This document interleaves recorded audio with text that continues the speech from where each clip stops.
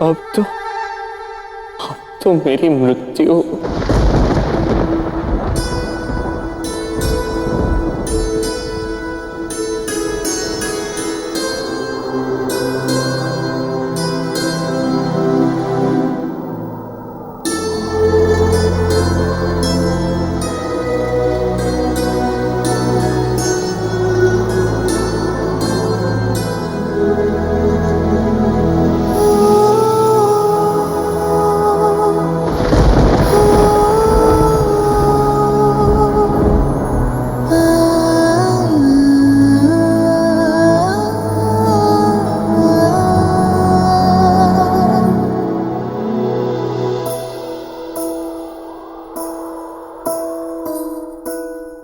तुम्हें कुछ नहीं होगा कृष्ण।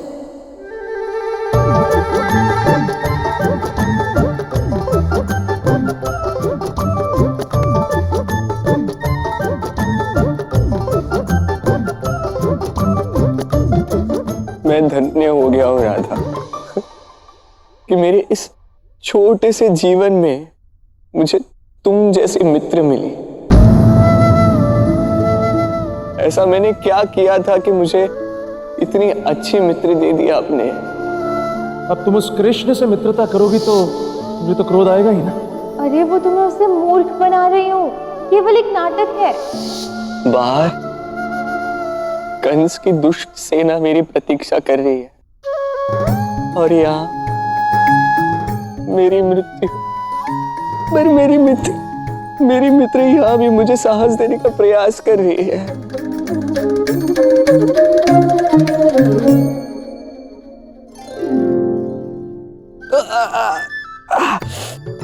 मेरे मित्र को आस है कि मुझे कुछ नहीं होगा।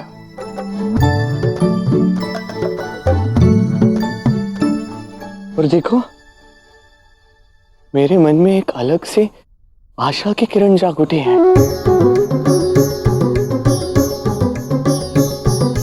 देखो मैं ठीक हो रहा हूं। हे नारायण,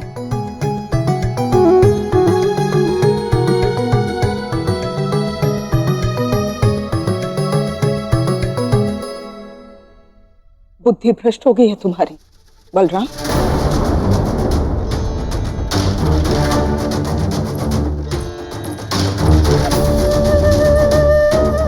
कंस की इतनी विशाल सेना और उसके साथ लड़ने जाओगे तुम दोनों?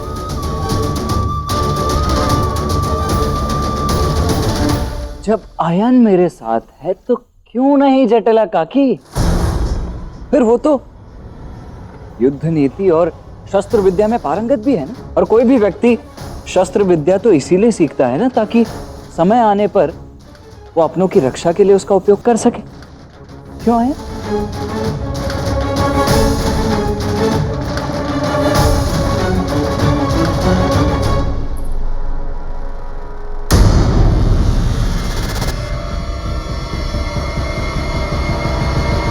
नहीं बलराम, जटिला भाभी सही कह रही है।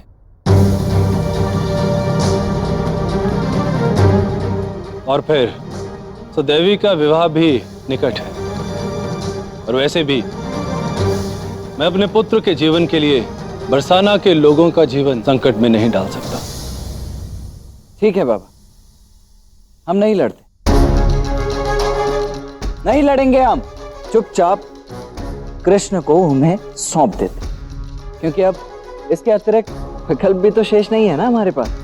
क्यों वृषभान काका? नहीं बलराम, वचन तो तोड़ा गया है और ये दुस्साहस बरसाना के ही किसी व्यक्ति ने किया है।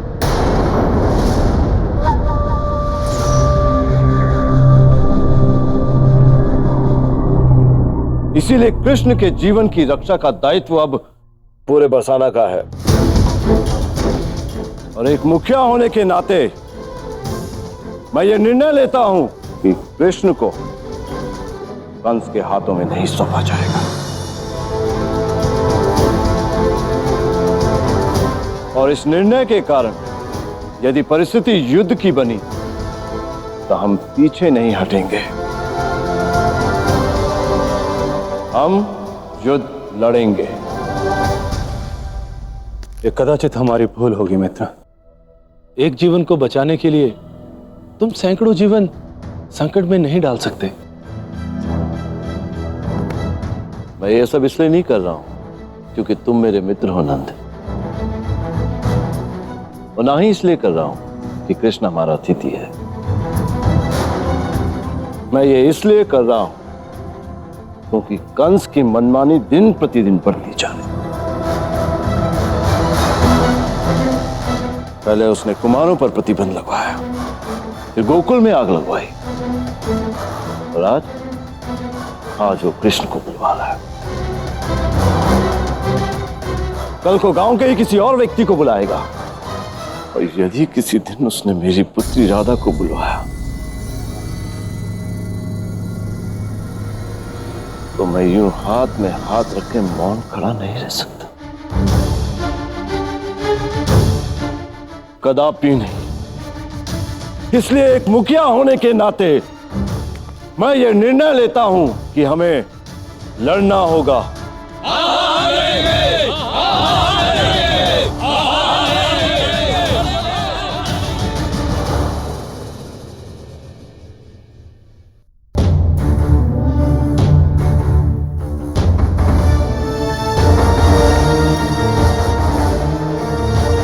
एक माता के अश्रुओं का मोल तो दूसरे की माता के अश्रुओं से ही चुकाना पड़ेगा।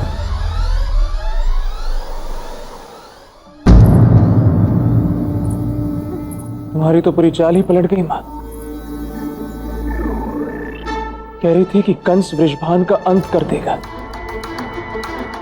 कृष्ण भी मरेगा, और राधा के साथ साथ मुझे प्राप्त होगी बरसाना की कत्ती। क्या हुआ? उस अक्रूर को तो केवल वो कृष्ण चाहिए, और कृष्ण तो वो लोग सौंपेंगे नहीं। इसलिए अब युद्ध की स्थिति बन पड़ी है। जो भी हो, तुम नहीं जाओगे, नहीं जाओगे तुम।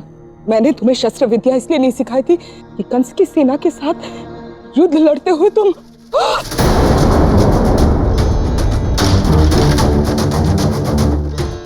अयन, अयन मेरी बात सुनो। कुछ भी हो, तुम कोई भी कारण दर्शा दो और मना कर दो कि तुम युद्ध में नहीं जाओगे। बोल दो ना अयन, तुम नहीं जाओगे, बस।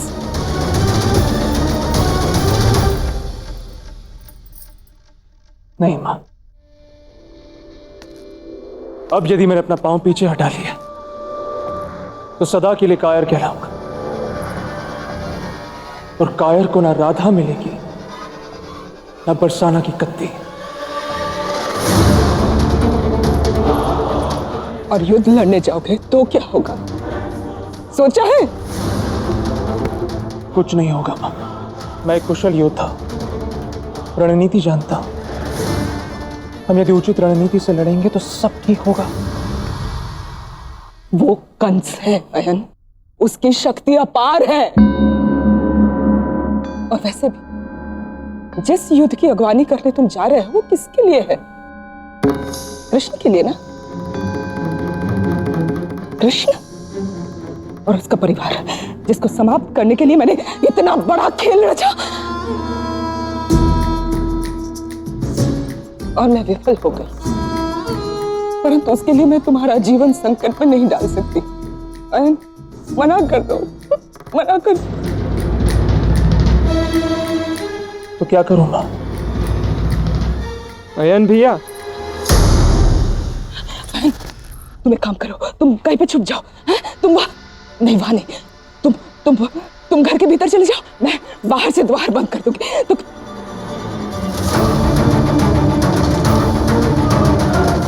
अयन भैया, बाहर आपकी सब प्रतीक्षा कर रहे हैं।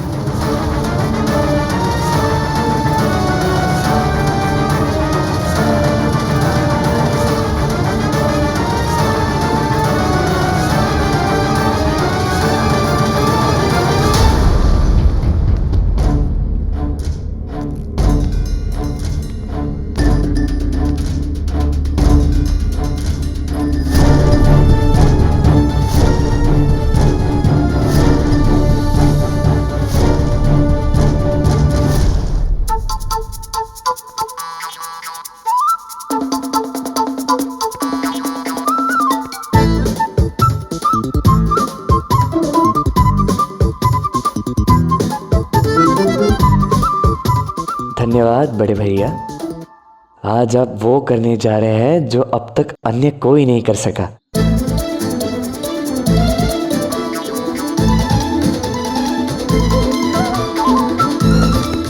धन्य हो आप, मेरे प्राण बचाने के लिए आपने आपके प्राण संकट में डाल दिए।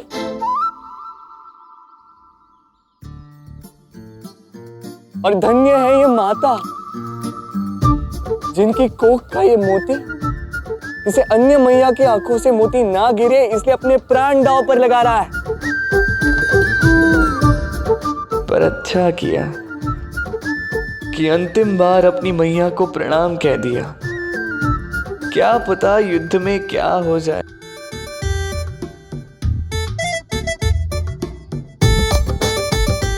तो चले,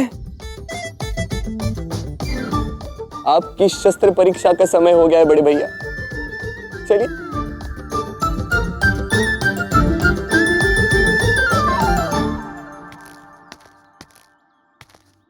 बरसाना वासियों, बधाई हो आप सबको कि बरसाने की भूमि पे आयन जैसे वीर का जन्म हुआ है।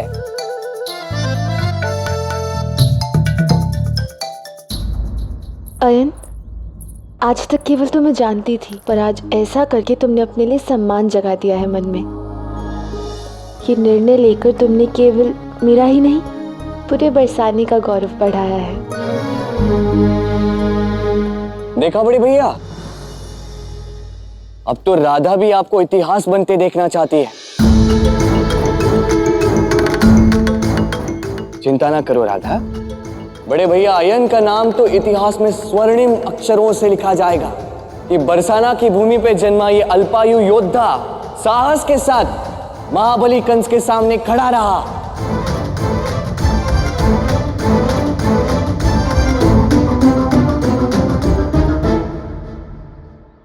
रिजवान काका, हमारे बड़े भैया सज्ज हैं,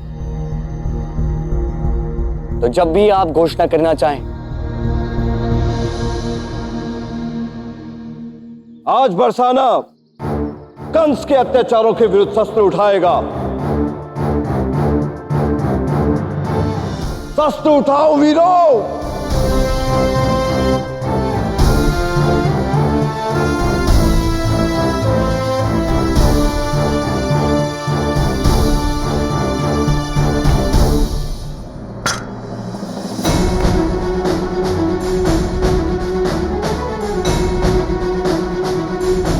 हम ग्वाले हैं, शस्त्र चलाना नहीं जानते, परंतु भुजाओं में असीमित बल रखते हैं। जैसे हम बिगड़ैल बैल को साधते हैं, वैसे ही हम कंस की सेना को साधेंगे। हम युद्ध के लिए सज्ज हैं।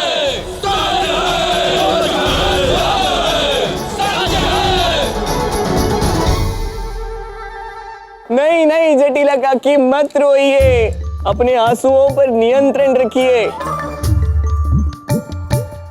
युद्ध के पश्चात काम आएंगे।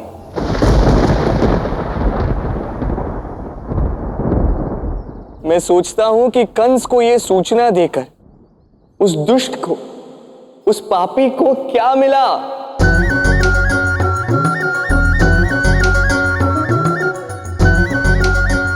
जैसे इस प्रकार बरसाना का अंत करवा के अयन जैसे महायोद्धा को वीरगति प्राप्त करवा के उन्हें क्या प्राप्त हुआ।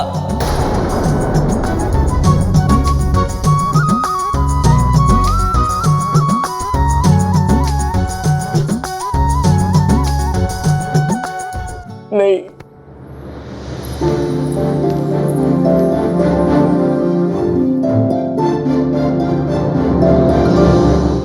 आगे बढ़ो वीरों। रुकिए।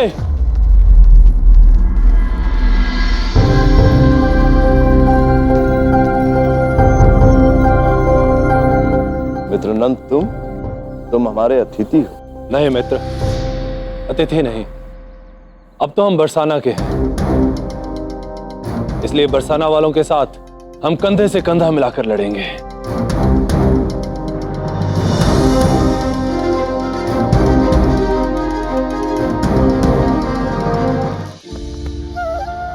जब तक आप लोग युद्ध से विजयी होके नहीं लौटते, तब तक महापंडित उग्रपद जी के सानिध्य में बरसाना और गोकुल की सभी स्त्रियां और बालक आपकी मंगल कामना और विजय की प्रार्थना करेंगे। हमारी प्रार्थना और आपके शौर्य के साथ आज कंस के साथ इस युद्ध में आप सबको विजय अवश्य प्राप्त होगी।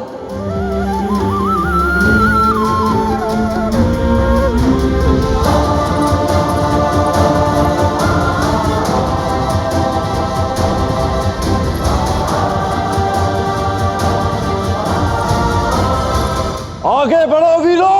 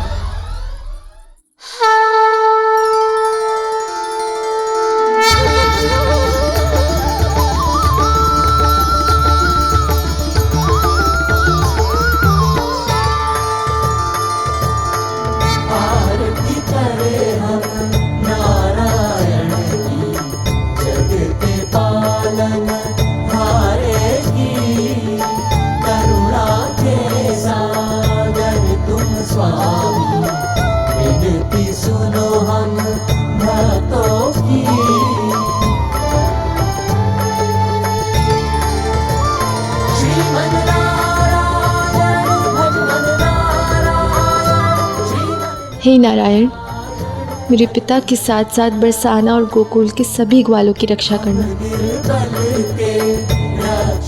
सखी की इच्छा मेरे लिए आदेश है।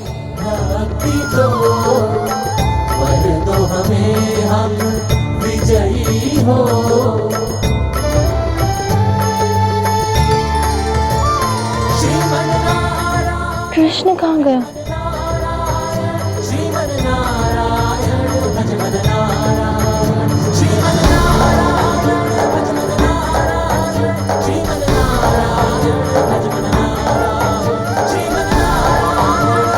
अचानक कहाँ लुप्त हो गया है कृष्ण?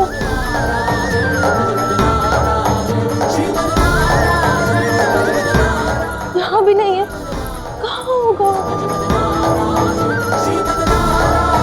हे नारायण, ये कृष्ण अपना आत्मसमर्पण करने सेनापति अक्रूर के पास तो नहीं चला गया?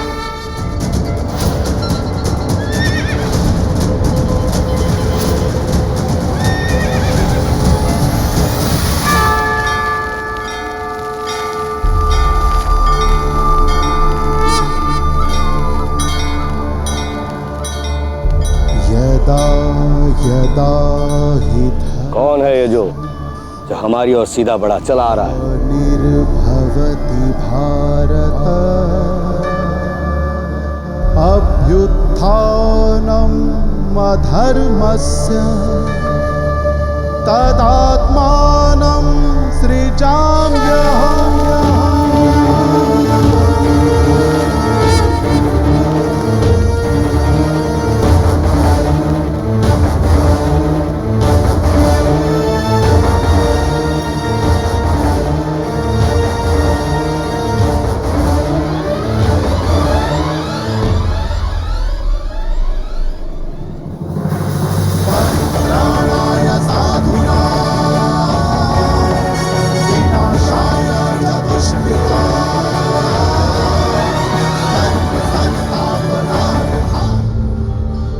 कौन हो बालक, मार्ग भटक गए हो? यदि मैं मार्ग भटक गया तो आपको मार्ग कौन दिखाएगा सेनापति अक्रूर? तुम मुझे कैसे जानते हो? जानना तो आपको मुझे चाहिए। आप ही ने मुझे यहाँ बुलाया। यदा यदा हि धर्मस्य तुम कृष्ण हो?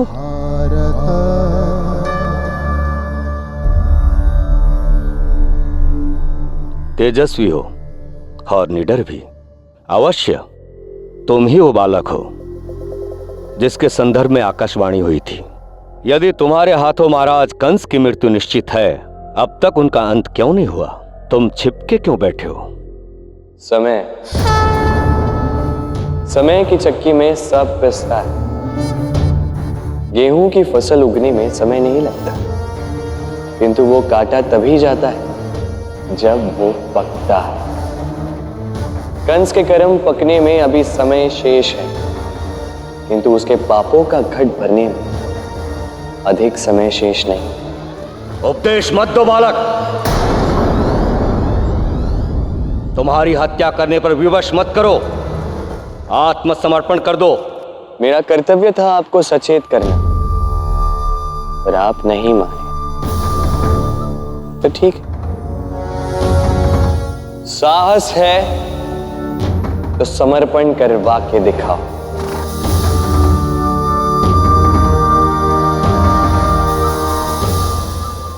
पकड़ो इसे।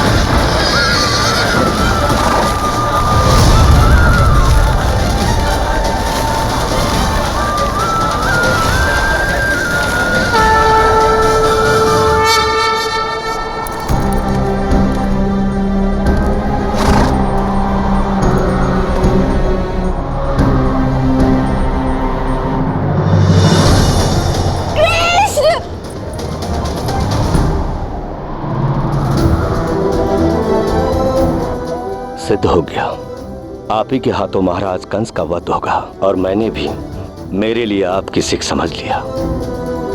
अब मेरे लिए क्या आज्ञा है प्रभु? जाइए, महाराज कंस तक मेरा ये संदेश पहुंचा दीजिए। नियति ने उन्हें एक अवसर दिया है, अब भी समय शेष। पाप का कर्म छोड़ पुण्य संचित करें, राज्य धर्म निभाएं, दुर्बलों की सहायता करें, ना कि उन्हें कष्ट दें। परंतु यदि वो अपना मार्ग नहीं बदलते तो आकाशवाणी भी सत्य होकर रहेगी। जो आज्ञा प्रभु।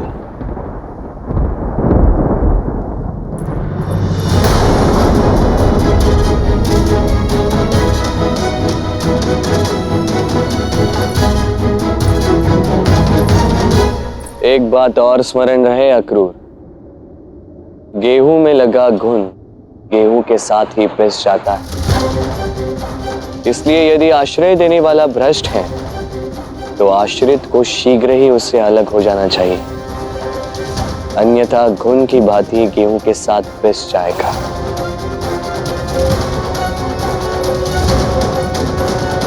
आशा है आपको मेरा संकेत समझ में आ गया होगा। अवश्य, मैं आपकी वाणी को समझ गया। अब जाने से पूर्व एक और कार्य शेष है।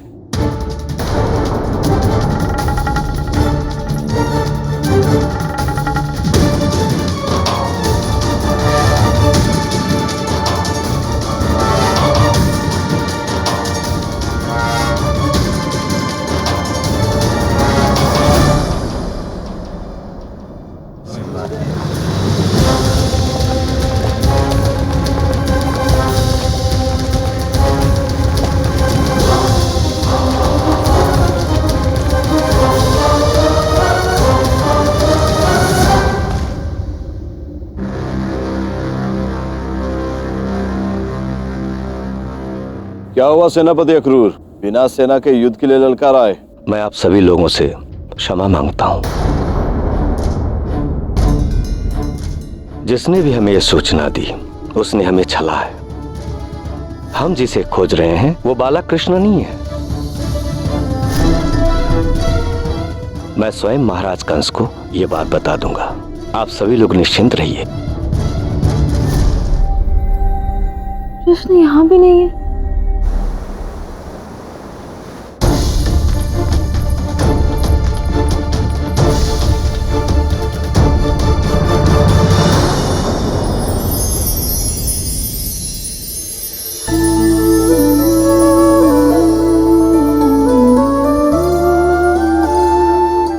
चले कहाँ गए थे?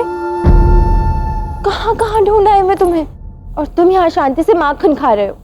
वो क्या है ना, जब मैं चिंतित होता हूँ तो मुझे बड़ी भूख लगती है। अब मैं चिंतित था, मेरे कारण इतने सारे लोगों के प्राण संकट में थे, तो यहीं बैठा और माखन खाने लगा। पर मैंने तो यहाँ ढूंढा था, तुम तो यहाँ नहीं थे। वो तुम भी चिंतित थी ना। अब चिंता में कभी कभी आंखों को दिखाई ही नहीं देता कि सामने कौन है। परंतु चिंता के बादल छट गए हैं कृष्ण। सेनापति अक्रूर को अपनी भूल का आभास हो गया है। क्या? वो जान गए हैं कि तुम आकाशवाणी वाले बालक नहीं हो। उन्होंने अपनी सेना भी लौटा दी है। अब तुम सुरक्षित हो। मैंने कहा था भगवान से कि सब सुरक्षित रहने चाहिए।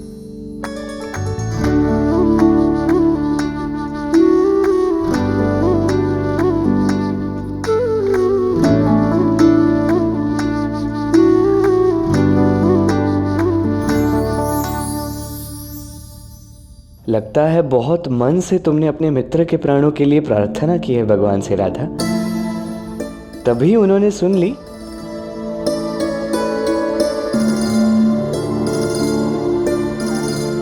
तुमने अपने मित्र के प्राण बचा लिए राधा।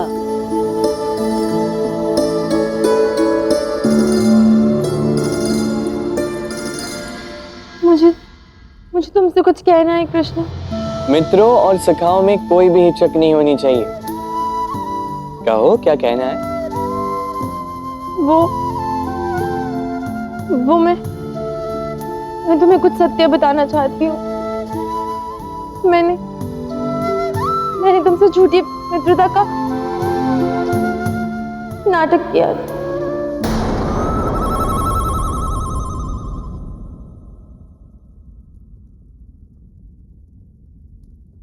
क्या?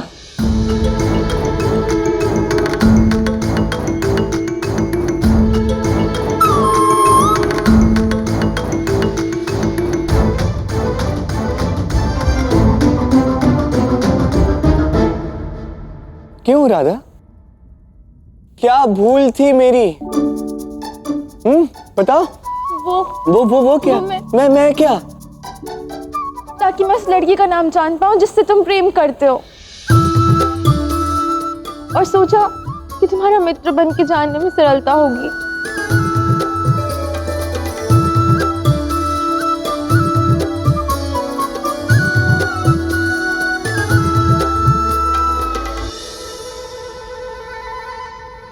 मैं कभी स्वप्न में भी सोच नहीं सकता था कि तुम मेरे साथ इतना बड़ा छल करोगी। इस शब्दों से कुछ और कहोगे और मन में ये ऐसा दोहरा मापदंड क्यों राधा? क्यों? तुम सुदेवी और भैरव को दोषी कहती हो क्योंकि उन्होंने अपने घर वालों से सत्य छिपाया, और सत्य तो तुमने भी छिपाया है, और अपने स्वार्थ के लिए तुमने मुझसे झूठ बोला। मैंने जो किया उस लड़की का जीवन भ्रष्ट होने से बचाने के लिए किया कृष्णा। अब जो चाहे वो स्पष्टीकरण दे दो राधा, किंतु यदि सुदेवी और भैरव दोषी हैं, तो तुम स्वयं को भी निर्दोष नहीं कह सकती,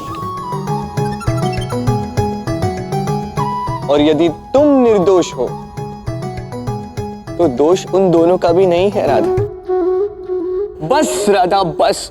नहीं नहीं, कुछ मत कहो, कुछ मत कहो।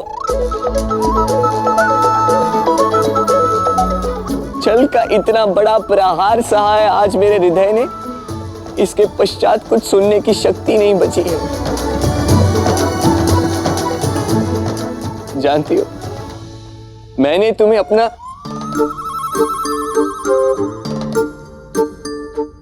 तुम्हें मित्र समझा था राधा, और तुमने शत्रुओं की भांति मुझसे छल किया।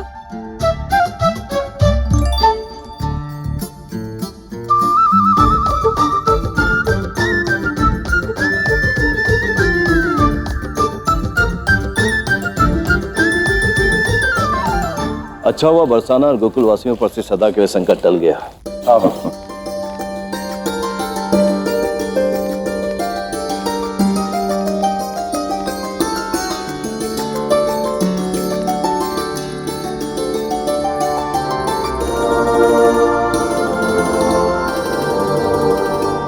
बाबा,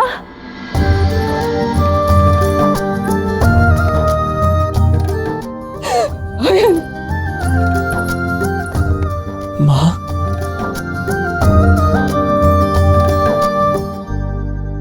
तुम्हारा पुत्र सुरक्षित है जटिला। अक्रूर जी को किसी ने अनुचित भ्रम में डाल दिया था। अब उन्हें पूरा विश्वास हो गया है कि कृष्ण या गोकुल का कोई भी वासी महाराज कंस का शत्रु नहीं है।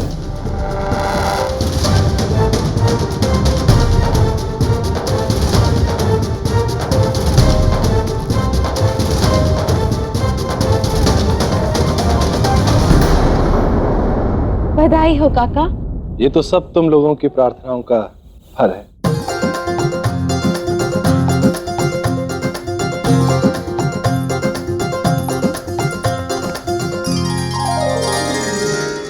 मुझे तो विश्वास ही नहीं हो रहा कि मैं अभी भी सुरक्षित हूँ।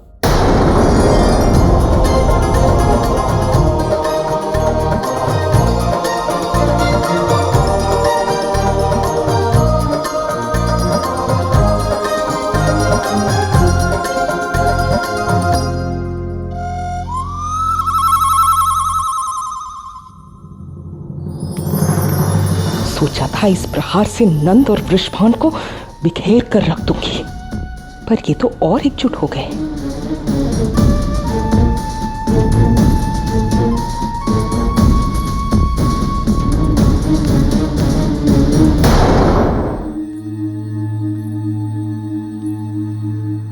कंस के सेनापति ने ऐसा क्यों कहा कि जो सूचना उन्हें मिली थी वो असत्य थी? ऐसा संदेश उनको दिया किसने? संदेश किसने दिया से बड़ी बात तो ये है मां कि सेनापति अक्रूर ने उसका विश्वास क्यों किया। उनका अचानक यहां से ऐसे चले जाना बड़ी विचित्र बात है। सटीक का बात जितनी सरल लग रही है उतनी ही जटिल है। कितनी भी जटिल हो, जटिला को रोक नहीं सकती। जब तक कृष्ण और गोकुल वासियों को यहां से खदेड़ ना दूं, संतुष्टि का श्वास नहीं लूंगी। जब तक तुम्हें बरसाने की गद्दी पर राजा बनकर बैठा हुआ ना देख लूं, मैं शांत नहीं बैठूंगी। लक्ष्य चूक गया मेरा, एक बार मेरा लक्ष्य चूक गया, ठीक है, परंतु अभी भी मेरे तर्कश में कई सारे बाण शेष।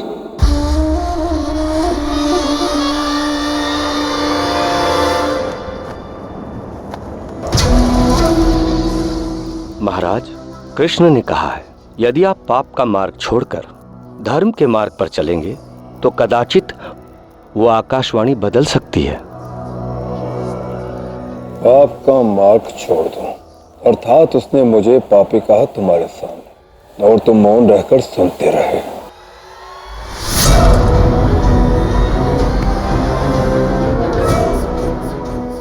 एक बार फिर से कहो, मैं पापी हूं।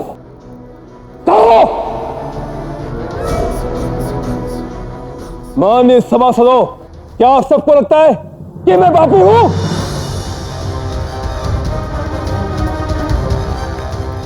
उत्तर चाहिए मुझे। मैं पापी हूं?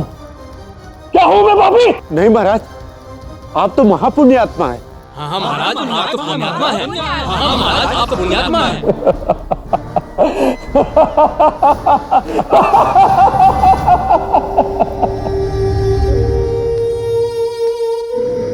महाचतुर तो आप अवश्य हैं महाराज। आपकी सोच ने उचित स्थान पर लक्ष्य साधा है।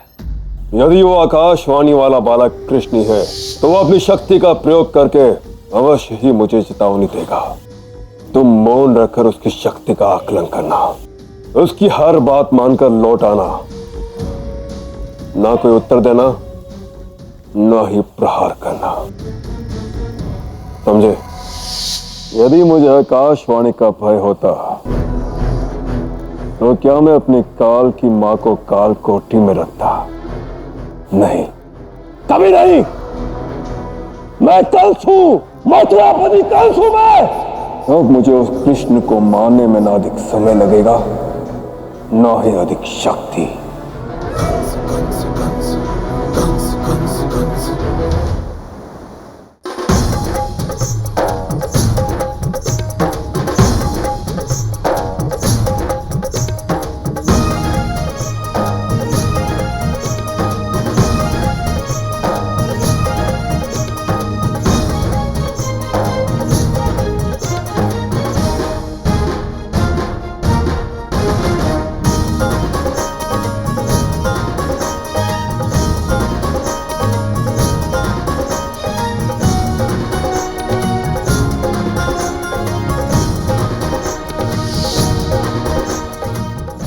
ये लट क्यों खोल दी कान्हा? पहचानने के लिए।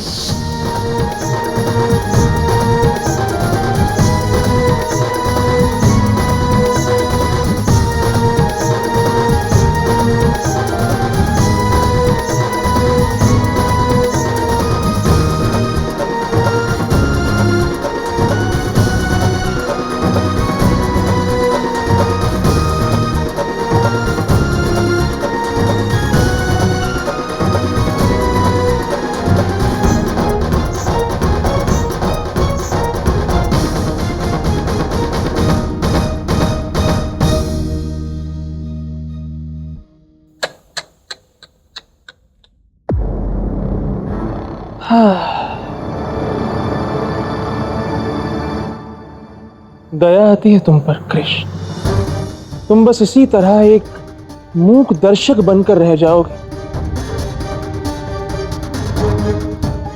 और शरद पूर्णिमा के चंद्रमा की शीतल किरणों की छांव में राधा के साथ नृत्य करूंगा मैं सबके सामने।